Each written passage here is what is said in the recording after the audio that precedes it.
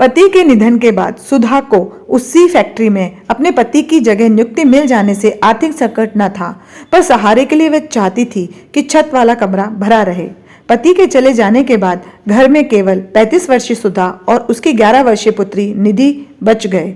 आज छत वाला कमरा 6 माह की रिक्ति झेल कर आबाद होने जा रहा था। सुधा के बॉस ने रोहित की चर्चा की। सुधा जी, आप पेइंग गेस्ट रखती है ना? मेरा एक मित्र इस ब्रांच में आ रहा है। एक सड़क दुर्घटना में उसकी पत्नी और बेटा चल बसे। वह उस जगह अब नहीं रहना चाहता, इसलिए इस शाखा में भेजा जा रहा है। सर, मैं मेल पेइंग गेस्ट नहीं रखती। आदमी अच्छा है, पर मुझे असुविधा, उसकी जिम्मेदारी मैं लेता हूँ। अब नया पेइंग गेस्ट रोहित रहने आ गया।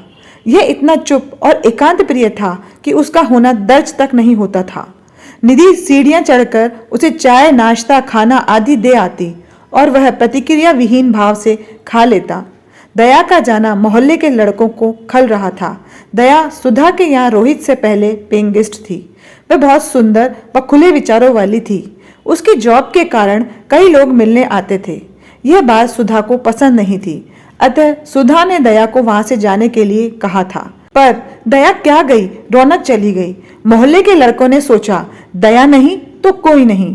क्रोधवश लड़के अहाते में रखी रोहित की मोटर बाइक के पहियों की हवा निकाल देते। आज भी वही किया। ऑटो वाले की पुकार सुन कर सुधा फैक्ट्री जाने के लिए निकली तो देखा रोहित उदास भाव से बाइक के पास खड़ा है। आप गए नहीं?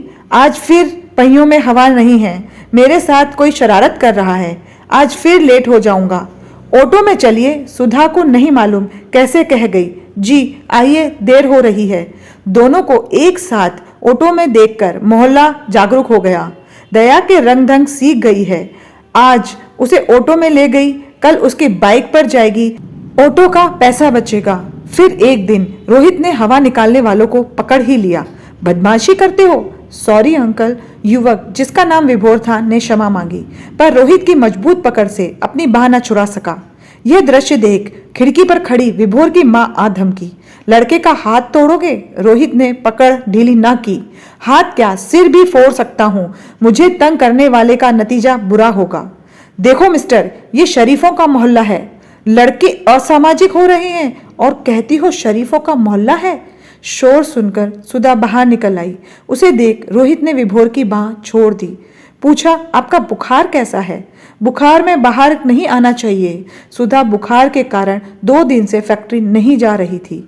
बोली, ठीक है। निधि ने शिकायत की, झूठ। अंकल, मम्मी को तेज बुखार है, फिर भी आपके लिए खाना बना रही है। मेरे लिए नहीं।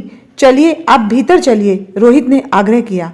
सुधा विवाद में नहीं पड़ना चाहती थी, लौट चली। पीछे पीछे निधि का हाथ पकड़े हुए रोहित दाखिल हुआ। आप आराम करें, मैं बाहर खा लूंगा। निधि के लिए तो बनाना ही पड़ेगा, और आप भी। मैं निधि के लिए कुछ लेता आऊंगा, आप आराम करें। नहीं, सुधा संकोच में थी। क्यों नहीं?